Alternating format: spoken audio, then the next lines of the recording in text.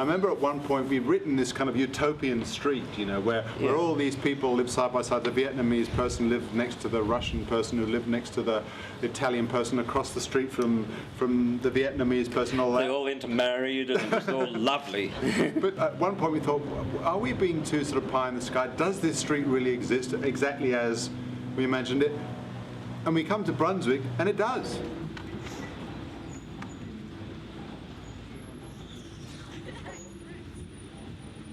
In my street alone, next door we've got the Turkish people, and on the other side we've got the Lebanese, and across the road we've got the Italians, and next door to them there's the Greeks. So you've got a mix of everything, really. Nobody really wanted to live in Brunswick.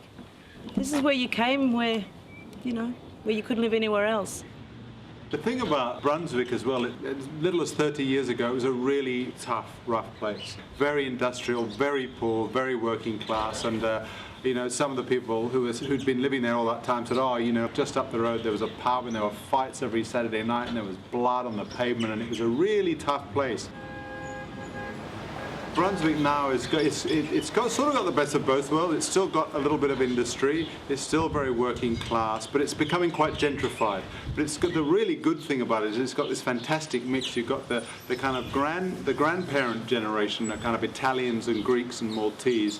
Then the next Turks. Well, I think the next generation's down is kind of Turks and Lebanese and Egyptians and so forth. And then the really young families that are moving in now, the kind of Vietnamese and Africans. Lots of Africans. Sydney Road is a prime example of what's going on in Brunswick. I mean, you've got all the little shops, and these shops you don't see in the city. They're little. The people would have owned these for years. They probably live upstairs, sort of thing. And I mean, you go from an Asian shop to a Turkish shop to a Lebanese shop to an Italian shop. You've got everything from your bakeries to your tailors and fabric shops and all sorts and fruit shops. And I mean, it's almost going into another little world if you look at it that way. It's just an absolute eclectic cultural melting pot. Did I get as many cliches as possible in there as I could have? It's true, though. But the whole sense of community that's really strong here was something that's sort of close to my heart, because it's how I was brought up. You always looked after your neighbours, you always left your front door open, you had kids playing in the street all the time, and this has really got that sense of, I don't know, everyone belongs.